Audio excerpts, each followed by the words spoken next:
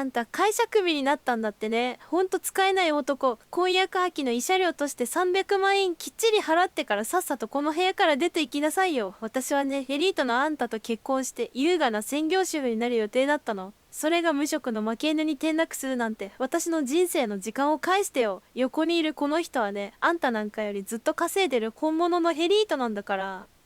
は？慰謝料300万。突然俺の留守中に見知らぬ男を家に連れ込んで、俺のベッドで浮気現場を見せつけておきながら、どの口がそんな寝言を言ってるんだ。大体俺がさっき会社でクビを宣告されたばかりだってことをなんでお前が知ってるんだよ。まさかお前がブス島部長と裏でつながって何か吹き込んだのか。そもそもこの部屋の契約者は俺だぞ。出ていくのはお前たちの方だろうが。社長室に響き渡る理不尽な怒号と解雇宣告。そして疲労困憊で帰宅した俺を待っていたのは、信じがたい婚約者の裏切りとの男のドヤ顔だった。空港で泣いている見知らぬ女性を助けたがために飛行機に乗り遅れた俺。そのたった一つのミスを口実に上司の巧妙な罠にはめられ、全てを奪われたのだ。しかしこの絶望のどん底から数週間後、信じられない奇跡と自分を陥れた者たちへの痛快すぎる大逆転劇が幕を開けることになろうとは、この時の俺は知る由もなかったのだ。俺の名前は北原大樹。今年で27歳になる。学生時代から語学の習得に全力を注ぎ、6カ国語を操る俺は地元でも有数の大手貿易商社に就職し、海外出張の多い部署でバリバリと働いていた。母子家庭で育った俺は、女手一つで育ててくれた亡き母への感謝を胸に、誰よりも真剣に仕事に取り組んできたと自負している。だが運命の日、重要な海外出張のために国際空港へ向かった俺は、信じられない光景を目にすることになる。大丈夫ですか？何か大切なものでも落とされたんですか？人混みの中で四つん這いになって探すなんてよほど大事なものなんでしょう。旅行客に踏まれたら危ないですよ。よろしければ俺も一緒に探します。どんな特徴のものを落としたのか教えてくれませんか？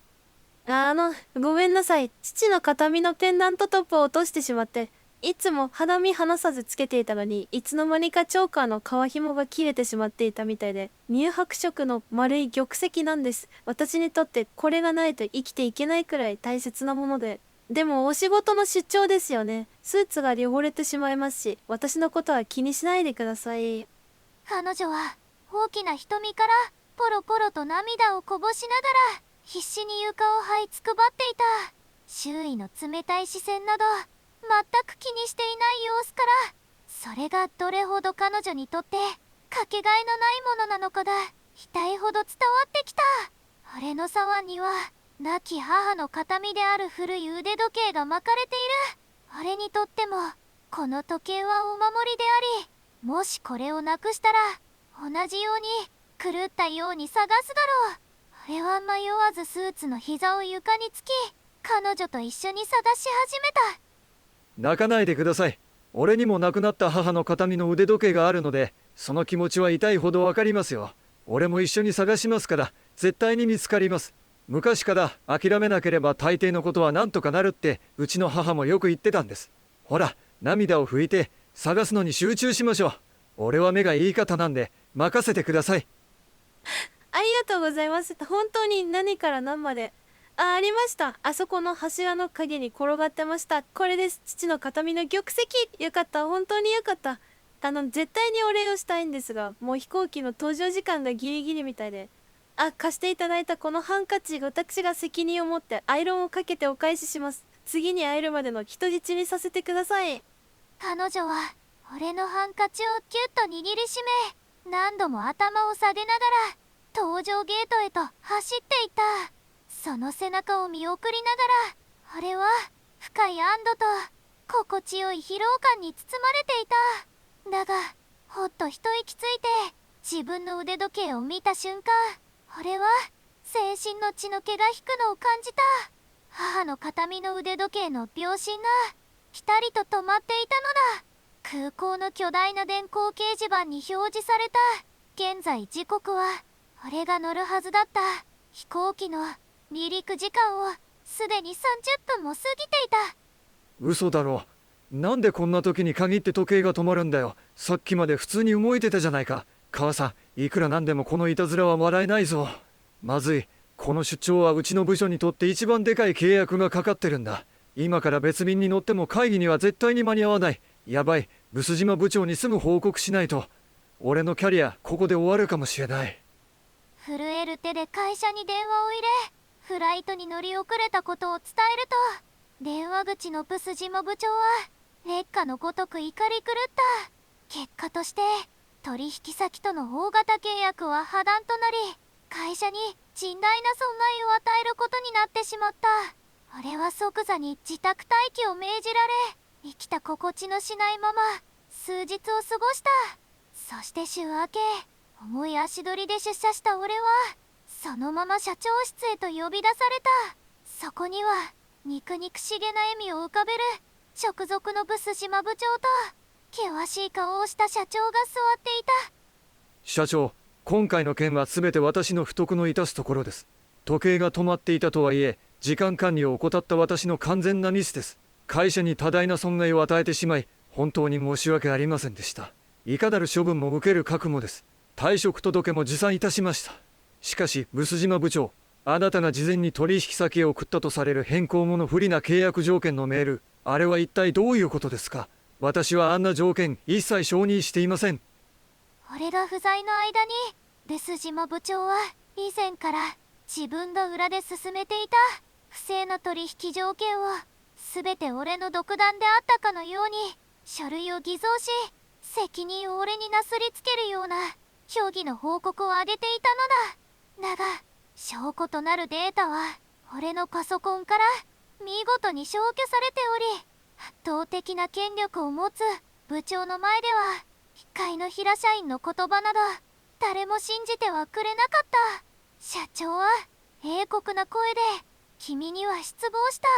会社に泥を塗る人間は即刻クビだと告げた。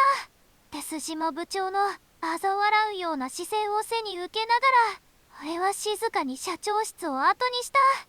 全てを失った喪失感とともに会社を追われ、段ボール箱一つに私物を詰めてマンションへと帰宅した俺、慰めてくれるのは婚約者の美穂だけだと思っていた。彼女とは結婚を前提に同棲しており、来月には式を挙げる予定だった。しかし玄関を開けた俺の目に飛び込んできたのは見知らぬ高級な革靴だった。嫌な予感を抱えながらリビングの扉を開けると、そこには美穂が見知らぬ男と腕を組みながらソファーでくつろいでいるという地獄のような光景が広がっていた。ああ、帰ってくるの早かったわね。ちょうどよかったわ。さっきブス島部長から連絡があってね、あんたが会社に大損害を出してクビになったって聞いたわよ。私はね、エリート商社マンの妻になるためにあんたと付き合ってたの。無職の貧乏人になんてみじんも興味はないわ。この人はね、ブス島部長の紹介で知り合った青年実業家で、あんたなんかよりずっとお金持ちなのよ。さあ、婚約破棄の慰謝料として300万払ってさっさと出て行ってちょうだい。お前、ブス島部長と裏でつながってたのか。だから俺のスケジュールやパソコンのパスワードまで筒抜けだったんだな。俺がクビになった情報をリアルタイムで知ってるなんて異常だと思ったよ。それに慰謝料だと。自分の浮気を棚に上げてふざけるのも大概にしろ。このマンションの敷金も家賃も全額俺が払ってるんだ。お前たちこそ今すぐ荷物をまとめて出ていけ。さもないと警察を呼んで不法侵入で突き出すぞ。それから浮気と共謀の証拠は今この場でバッチリ録音させてもらったからな。俺がスマホの録音画面を突きつけ、さらに室内用の防犯カメラの存在をほのめかすと、美穂とも男は顔面蒼白になった。俺は弁護士の友人にすぐ連絡すると脅しをかけ、二人を文字通り部屋から叩き出した。静まり返った部屋に一人取り残された俺は、仕事も将来の伴侶も信頼していた上司からの裏切りも全てを一日で味わうことになった。どん底とはまさにこのことだ。だが不思議と涙は出なかった。むしろあんな薄情な女と結婚する前に北条が分かってよかったとすら思えた。退職後の数週間、俺はダラダラと無意味な時間を過ごした。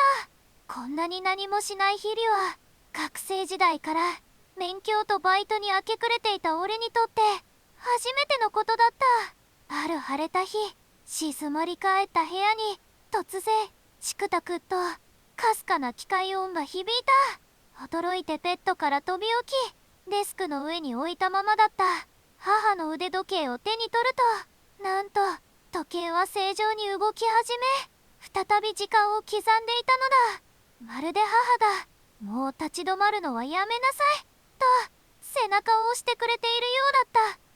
母さん、本当に気まぐれだな。でもおかげで目が覚めたよ。運命なんて気まぐれなもんだし、失ったものを数えても仕方がない。新しく人生をスタートさせるには最高の晴天じゃないか。よし、引っ越そう。この町から離れて全く新しい土地で一からやり直してやる。俺の語学力と経験があれば必ず這い上がってみせくさ。俺はすぐさまマンションの解約手続きを済ませ、パソコンを立ち上げて新しい仕事を探し始めた。心機一転を図るため、遠く離れた港町にある小さな貿易会社に狙いを定めた。アンティーク雑貨や特殊な茶葉を仕入れているその会社は、規模こそ小さいが独自のパイプを持っているようだった。面接の日、少し古いが趣のある事務所を訪れると、社内の雰囲気は活気があり、すれ違う社員たちがみんな見知らぬ俺に笑顔で挨拶をしてくれた。前のギスギスした職場とは同一違いだ。受付の女性に案内され、社長室のドアを開けると、そこには恰幅の良い初老の男性が座っていた。山口社長と名乗ったその人は、俺の履歴書を見るなりにやりと笑みを浮かべた。業界は狭い。きっと俺が前の会社で大失敗をしてクビになったという悪評がすでに広まっているのだろう。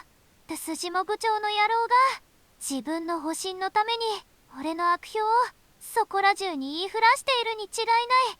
また不採用かと小さくため息をついた俺に、山口社長は予想外の言葉を投げかけた。北原大樹と申します。本日は面接のお時間をいただきありがとうございます。履歴書にも記載しておりますが、前職では私の不手際により会社に損害を与え退職することとなりました。その件についてどのような悪評が立っているかは存じておりますが、私は決して不正な取引には加担しておりません。語学力と実務経験には自信があります。どうかもう一度チャンスをいただけないでしょうか。面接は必要ない。合格採用ですか。社長、私の悪評を聞いていらっしゃるんですよね。臼島部長がこいつは会社に大穴を開けた無能だと吹聴しているはずですが、それになぜそんなに楽しそうに笑っていらっしゃるんですか。まさかからかっているわけでは。山口社長は腹を抱えて笑いながら信じられない事実を口にした。なんとあの日、社長は偶然にも同じ空港のロビーに居合わせ、俺が床を四つん這いになって見知らぬ女性の探し物を手伝っている姿から飛行機に乗り遅れて絶望している表情まで一部始終を見ていたというのだ。バカなやつを見たよ。他人のために自分の大切なフライトを逃すなんてなと笑う社長の目には不思議と温かい光が宿っていた。そして社長はデスクの引き出しから一枚の白いハンカチを取り出した。それは俺のハンカチ。あの日空港で出会った女性に貸したものです。どうして社長がこれを持っているんですか。まさかあの時の女性と何か関係が。いや、ちょっと待ってください。情報量が多すぎて頭が追いつきません。一体どういうことなんですか。教えてください。驚きで身を乗り出す俺に山口社長はニヤニヤしながら事の顛末を話してくれた。俺が前の会社をクビになった数週間後、一人の若い女性が前の会社に単身乗り込んできたという。彼女はクリーニングに出したハンカチのタグから俺の会社を特定し、受付で北原さんに会わせろと大騒ぎをしたそうだ。対応に出たブス島部長がパンダ無能はクビにしたと嘲笑うと、彼女は彼の何を知っているのと一家のごとく怒り、毒島部長に食ってかかったらしい。その騒動の最中、たまたま取引の用事で居合わせた山口社長が彼女を助け出し、事情を聞いたのだという。彼女の名前はレイナ。山口社長は彼女のガッツとまっすぐな性格を気に入り、自社の事務員として採用した。そして彼女から預かったハンカチを人質に、あれを釣り上げるための破格の待遇の求人広告を出し続けていたのだ。あれがこの会社に応募してきたのは偶然ではなく、彼らが仕掛けた罠、いや希望の糸だったのだ。その時、社長室のドアが勢いよく開いた。ちょっと社長って前日くらいに連絡してくれてもいいじゃないですか。北原さんが面接に来るなんて聞いてませんよ。私急いで走ってきたんですからね。お久しぶりです。あの時は本当にありがとうございました。私あなたにどうしてもお礼が言いたくてずっと探していたんです。あなたが私のせいで会社をクビになったと聞いて、いても立ってもいられなくて。君はあの時の、そうか、君がレイナさんだったんだね。いや、君のせいじゃないよ。時計が止まっていたのは事実だし、クビになったのは上司の不正の身代わりにされたからだ。むしろ俺のためにあんな理不尽な部長に抗議してくれたなんて本当にありがとう。まさかこんな形で再会できるなんて思ってもみなかった。君がこの会社で働いていたなんて。旗で息をしながら現れたレイナの首元には、あの日空港で探した乳白色の玉石のチョーカーがしっかりと光っていた。彼女は俺の顔を見るなり、安堵と喜びで目を潤ませた。山口社長はお前らが再会するまでこの求人広告費でいくら使ったと思ってるんだ。給料から天引きしてやるからなと冗談めかして笑った。こうして俺は山口社長のもとで新たな第一歩を踏み出すことになった。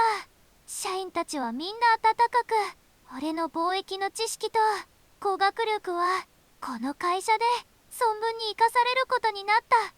それから半年後、俺が中心となって進めた海外の新規開拓プロジェクトが大成功を収め、会社の業績は飛躍的に向上した。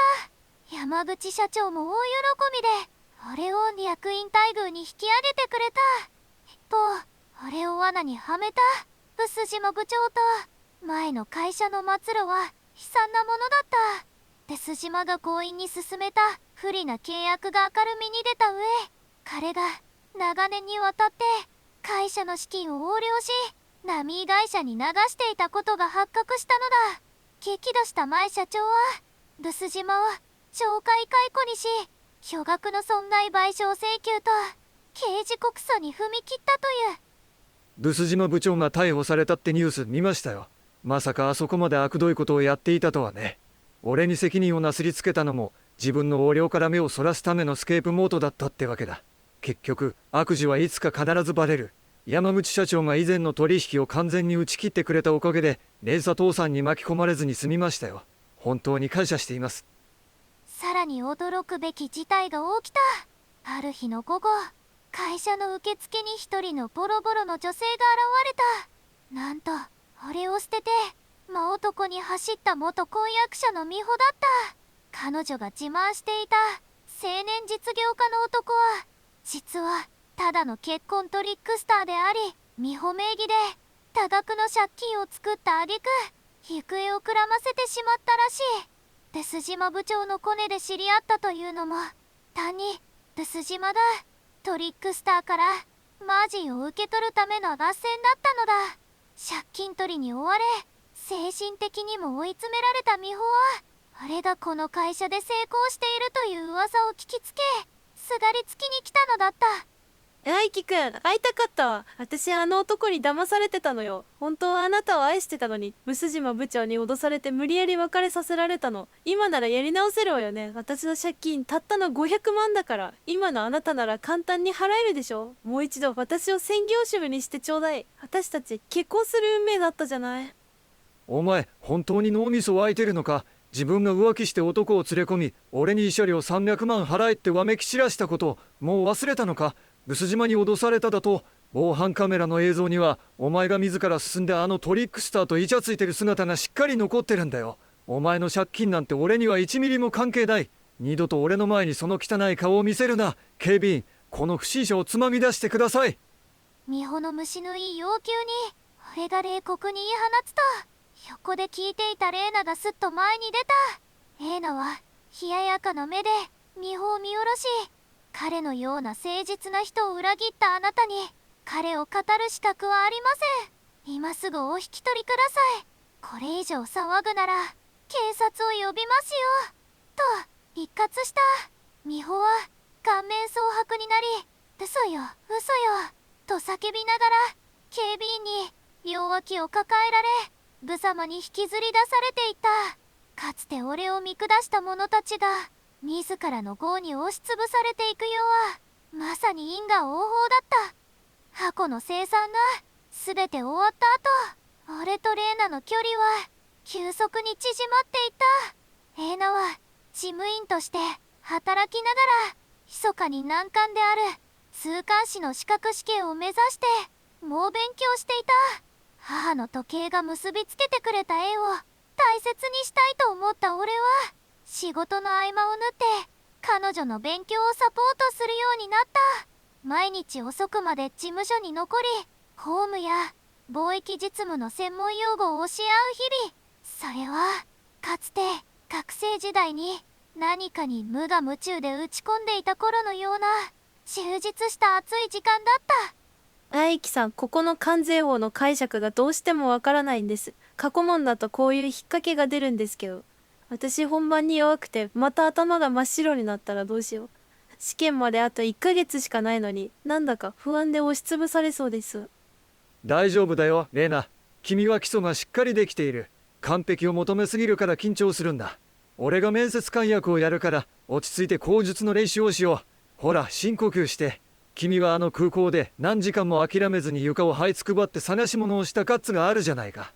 あの時の君なら絶対に諦めないはずだ。夢は逃げない。君が追いかけ続ける限り必ず追いつけるよ。俺の言葉にレーナはコロコロと涙をこぼしながらうなずいた。彼女の懸命な姿に俺はいつしか深い愛情を抱くようになっていた。そして試験当日、俺は母の形見の腕時計をレーナのお守りとして貸し出した。数週間後、満面の笑みで合格証書を掲げて事務所に飛び込んできたレーナを見た時、俺の心は決まった。その日の夜、俺は行きつけのレストランを予約し、少し緊張しながらもずっと胸に秘めていた思いを彼女に伝えたのだった。レイナ、合格本当におめでとう。君の頑張りを一番近くで見られて俺も本当に嬉しかった。あの日空港で君に出会って俺の人生は一度どん底に落ちたけど、君はこの会社に導いてくれたおかげで今は最高の人生だと胸を張って言える。君の作ってくれるお弁当も一緒に笑い合う時間も俺にとってはかけがえのないものなんだ。これからもずっと俺の隣で一緒に歩んでくれないか。結婚してください。はい、私の方こそお願いします。あの日あなたにハンカチを借りた時から私の心はずっとあなたにとらわれたままでした。あなたがクビになったとして絶望したけど、こうしてまた巡り会えて私の夢まで叶えてくれて、私があなたを世界一幸せにします。あ、でもあのハンカチはまだお返ししませんよ。一生私の人質にしておきますからね。レーナは涙と笑顔がぐちゃぐちゃになった顔で俺の胸に飛び込んできた。その首元には彼女の父親の形見の玉石が優しく揺れていた。後日山口社長に結婚の報告をすると、求人広告の元は取れたな、結婚式の仲人は俺に任せろと大笑いして祝福してくれた。それから数年後、俺たちは互いに支え合いながら会社の中心として忙しくも充実した日々を送っている。休日の朝、ガレージに止めた2台の大型バイクのエンジン音が響く。俺とレーナの新しい趣味であるツーリングの始まりだ。おいレイナ、準備はできたか。今日は海岸沿いをずっと南下してうまい海鮮丼でも食いに行こうぜ。母さんの時計の調子はどうだ。バイクの振動で狂ってないか？バッチリよ。時計も正確に時を刻んでるわ。おげもさんも一緒にツーリングを楽しんでくれてるみたい。さあ、安全運転で出発しましょう。私絶対についていくからね。ヘルメット越しに見える妻の笑顔は太陽のように眩しかった。あの時理不尽な解雇と裏切りに遭い全てを失ったと思っていた俺の人生。しかし他人のために手を差し伸べたほんの少しの勇気と母の気まぐれな時計のいたずらが今のこの圧倒的な幸福へとつながっていた。過去の苦難は全てこの景色を見るための試練だったのだ。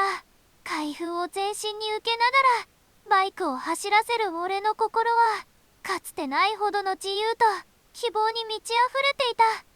動画を最後までご視聴いただきありがとうございます。絶望のどん底から這い上がり見事に幸せをつかんだ主人公の物語、いかがでしたでしょうか。理不尽な罠や裏切りに心が折れそうになっても誠実に生きることで必ず道は開けるという希望を感じていただければ幸いです。もしこの動画が少しでも胸を打ったならぜひチャンネル登録と高評価、そしてコメント欄で皆様の熱い感想をお待ちしております。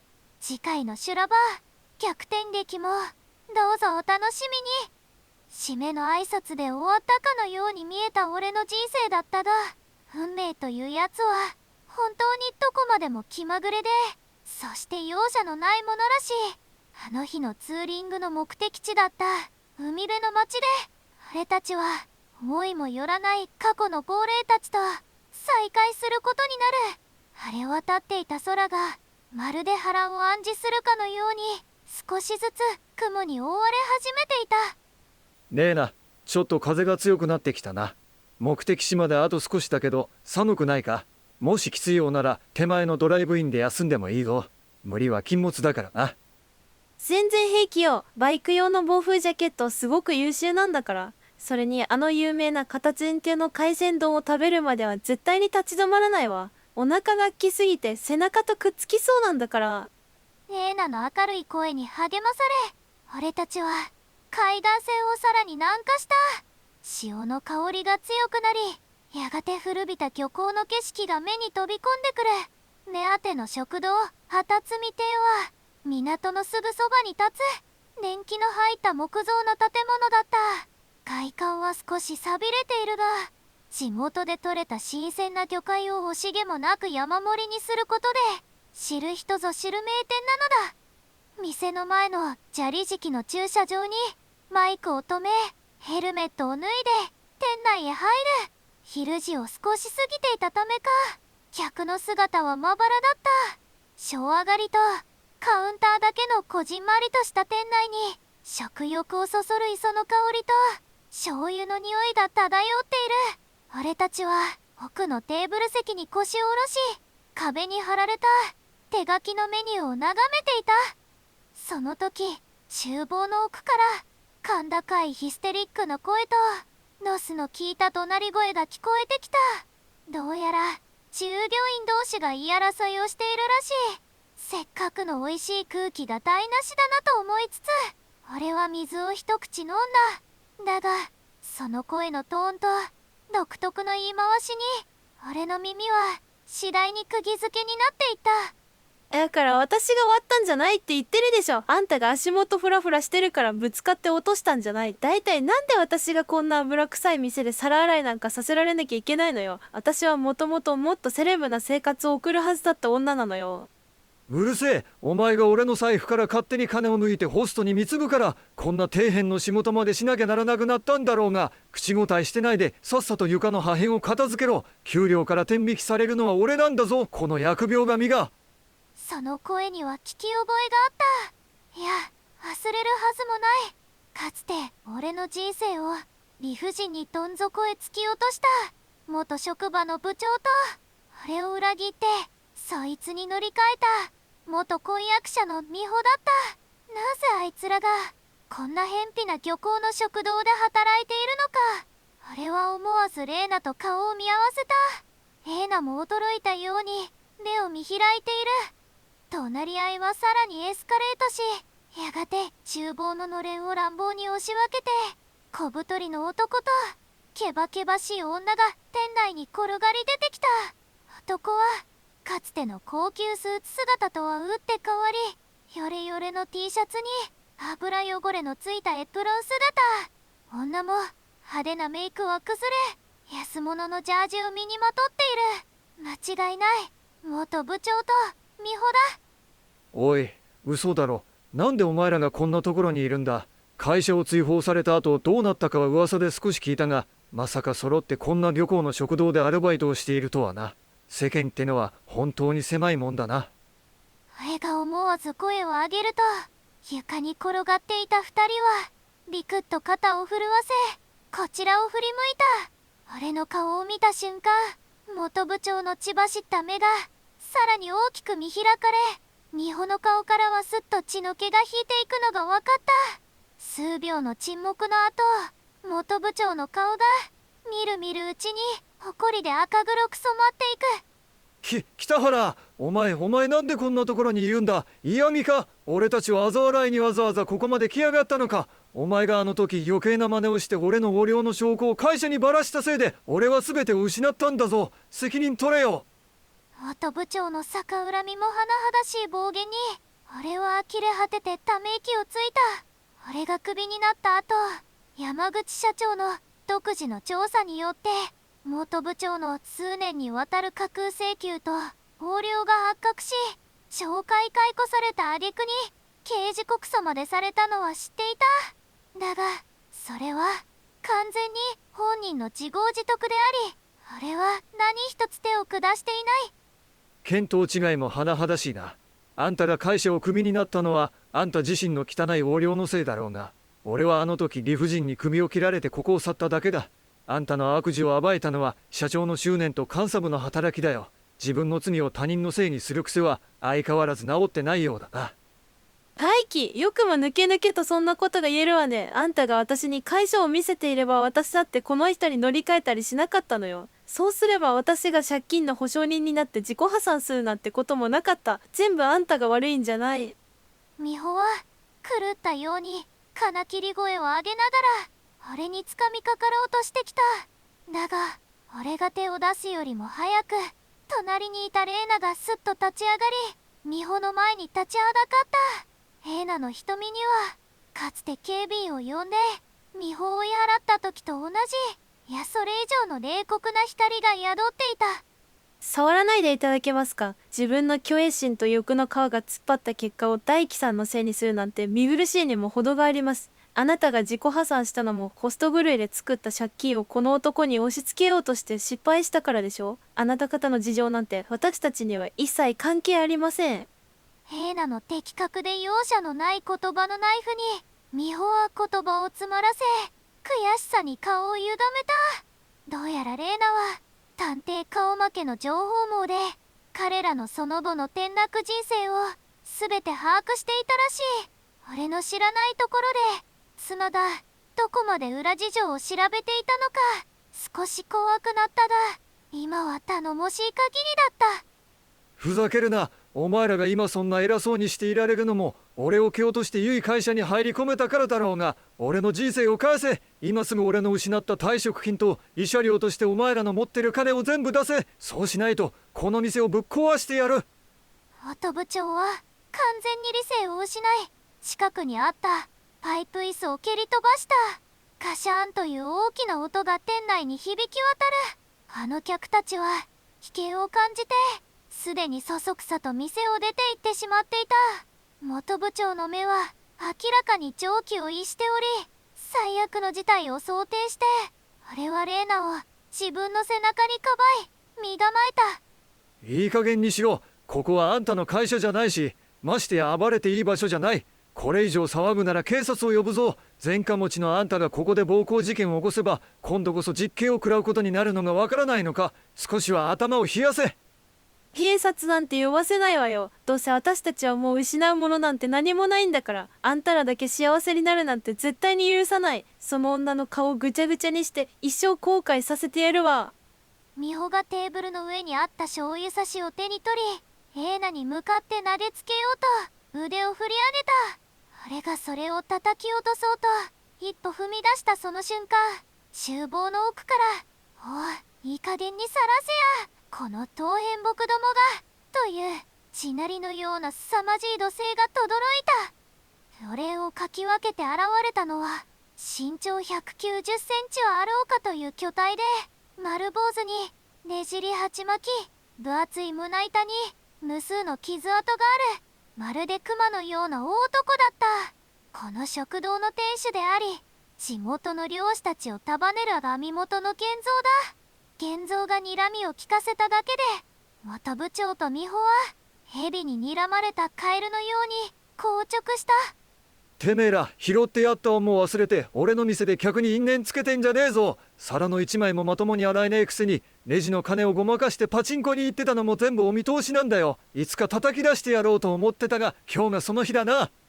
源蔵は太い腕で元部長の胸ぐらを軽々とつかみ上げ宙に浮かせた。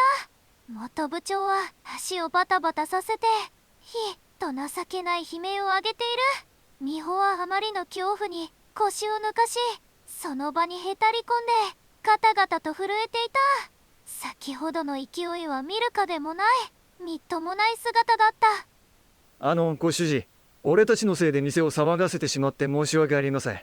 こいつらは俺の昔の知り合いでして、まさかここで働いているとは夢にも思わずご迷惑をおかけしました。被害が出た分は俺が賠償しますので。俺が申し訳なさそうに頭を下げると、源蔵は元部長をゴミのように床に放り投げ、ふっと表情を和らげた。そして俺の顔をまじまじと見つめると、豪快にタハハハハと笑い始めたのだ。予想外の反応に俺とレーナは戸惑いながら顔を見合わせた。伝承なんていらねえよ。それより兄ちゃん、あんたひょっとして山口のところの北原じゃねえか。山口のやつから、うちのエースがそっちにツーリングに行くからうまいもん食わせてやってくれってさっき連絡があったところなんだよ。山口社長からですか。ということはご主人は社長のお知り合いなんですか。なんだか話の規模が大きくなってきて状況がうまく飲み込めないんですが、社長は俺たちがここに来ることを知っていたんですか。源蔵の話によると、彼と山口社長は昔からの腐れ縁で、今でもよく一緒に釣りに行く仲らしい。山口社長は俺たちがこの渡積店を目的地にしていることを俺の休みの申請書か何かで知っていたのだろう。それにしてもこんな偶然があるのかと驚くばかりだった。おうよ、山口の野郎には昔俺が船のエンジンをぶっ壊して遭難しかけた時に助けてもらった恩があってな。それ以来あいつの紹介で来る客には特別サービスをしてるんだ。それにしてもこのクズどもが兄ちゃんの昔の因縁の相手だったとはな。世間は狭いぜ。源蔵が再び厳しい姿勢を床の二人に落とすと、元部長と美穂は這いつくばったまま後ずさりをした。しかし事態はこれだけでは終わらなかった。店の外から派手なスキール音を響かせて黒いワンボックスカーが急ブレーキで止まる音が聞こえたのだ。車から降りてきたのは派手なスーツを着崩し、見るからにその筋のものとわかるこわもての男たち3人だった。彼らは迷うことなく店内にずかずかと踏み込んできた。先頭の男がサングラスを外し店内を見回すと、床に這いつくばっている美穂を見てにやりと笑った。おお、こんなど田舎の生むせい食堂に隠れてやがったのか美穂ちゃんよ。とんだホストの借金の肩代わりまだ半分も終わってねえぞ。お前のその安い体でもマグロ漁船にでも乗せりゃ少しは金になるかと思って迎えに来てやったぜ。なんでここが分かったの。違うの、私は悪くないの。この男が、この元部長が私にお金を払うって言ったから一緒に逃げただけなの。借金はこの男に請求して私を連れて行かないで。美穂は反響欄になりながら隣にいる元部長を指さして全ての責任を押し付けようとした。闇犬の男たちは薄笑いを浮かべながら今度は元部長に視線を向ける。元部長は顔面を蒼白にしながら必死に首を横に振って後ずさりした。底辺同士の醜い責任のなすりつけ合いにあれはただただ呆れるしかなかった。ふざけるな。俺はこいつの借金なんて1円も払う気はねえ。むしろこいつが俺の財布から毎日金を抜いてたんだ。連れて行くならこの女だけ連れて行け。俺には関係ない。俺は被害者なんだ。元部長の叫び声に闇金の男は苛立ったように舌打ちをし、容赦なく元部長の腹に強烈な蹴りを見舞った。鈍い音とともに元部長がくの字に折れ曲がり、息を吐き出しながら床を転げ回る。その隙にミホワイをつんばいになりながら裏口の方へ逃げ出そうとした。逃がすかよこのアマ。捕まえろ。闇金の男の合図で部下の一人が瞬時に美穂の髪の毛をわしづかみにし、強引に引きずり戻した。美穂の悲痛な叫び声が響く中、源三が太い腕組みをして低い声でドスを聞かせて口を開いた。おいてめえら、俺の店で勝手にドタバタやってんじゃねえぞ。借金の取り立ては勝手にすりゃいいが、営業妨害と器物損壊の落とし前はどうつけてくれるんだ。俺の顔に泥を塗ったこと後悔させてやろうか。源三の凄まじい迫力に闇金の男たちも一瞬たじろいだ。しかし多勢に無勢と鷹をくくったのか、リーダー格の男が懐から刃渡りの長いナイフを取り出し、源三に向かってちらつかせた。あれはとっさにレイナの手を引き、安全な壁際まで退避した。おっさん突っ込んでろ。これは俺たちとこのバカ女の問題だ。邪魔するならその太い腹に風穴開けてやるぞ。こっちは遊びでやってんじゃねえんだよ。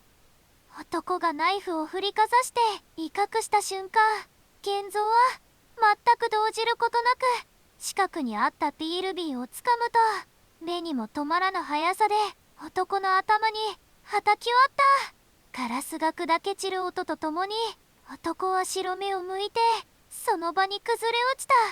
残りの2人が慌てて飛びかかってきたが、源三は素手で2人の顔面を軽々とつかみ、プロレスラーのように壁に激突させた。わずか十数秒の出来事だった。闇煙の男たちは全員床に伸びてうめき声を上げている。源三は手をパンパンと払いながら何事もなかったかのように厨房に向かって声をかけた。お、達、警察呼べ。ヤクザもどきが強盗に入りやがったってな。お見事です。まさか本当に素手で3人も通してしまうなんて。俺途中で手助けに入ろうと思ったんですが、出る幕が全くありませんでした。お怪我はありませんか。この程度のチンピラ、若い頃に乗ってた遠洋漁業の荒くれ者どもに比べりゃ赤子みたいなもんだ。兄ちゃんも奥さんをかばってていい度胸してたぜ。さあ警察が来る前にこのゴミどもは裏口に縛り上げておくか。そのとすぐにパトカーが数台到着し、旗積邸の周辺は物々しい雰囲気に包まれた。闇神の男たちはもちろんのこと、元部長と美穂も事情聴取の末に店の金を窃盗していた容疑や過去の詐欺未遂などでまとめて連行されていた。パトカーの後部座席で泣き叫ぶ美穂とうつろな目で宙を見つめる元部長の姿はあまりにも惨めだった。警察の現場検証と事情聴取が終わり、店にようやく静寂が戻ってきた頃にはすでに夕暮れ時になっていた。騒動に巻き込んでしまったお詫びとして源三は店のシャッターを閉め、俺たち2人のためだけにとびきり豪華な特大の海鮮丼を振る舞ってくれた。さあ食ってくれ。今朝上がったばかりの特上本マグロに大粒のウニとイクラだ。山口の野郎からのおごりみたいなもんだから遠慮はいらねえぞ。怖い思いをさせて悪かったな。奥さんもたくさん食べてくれや。わあ、すごいボリュームで宝石箱みたい。ありがとうございます源三さん。さっきは本当に怖かったけど源三さんが助けてくれたおかげで無事でした。いただきます。美味しい。こんな新鮮なマグロ初めて食べました。レイナが満面の笑みで海鮮丼を頬張る姿を見て、俺もようやく肩の力が抜けた。一口食べると濃厚な海のうまみが口いっぱいに広がり、これまでの疲労が一気に吹き飛ぶようだった。俺たちは源三と思い出話や山口社長の武勇伝について語り合い、穏やかな時間を過ごしていた。食後、温かいお茶を飲んで一息ついていると、玄三が不意にレイナの首元をじっと見つめていることに気がついた。彼の視線の先にあるのはレイナだ。肌身離さずつけている半透明の乳白色の玉石のジョーカーだった。玄三の表情が先ほどの豪快な笑顔から何かに驚愕するような真剣なものへと変わっていく。おい奥さん、あんたの首にかかってるその石、ちょっと近くで見せてくれねえか。いや無理にとは言わねえが、どうしても確認したいことがあってな。その石普通の玉石じゃねえだろ。はい。これは亡くなった父の形見なんです。私が幼い頃からずっと持っていて、お守り代わりにしているんですが、玄三さん、この石の何かをご存知なんですか？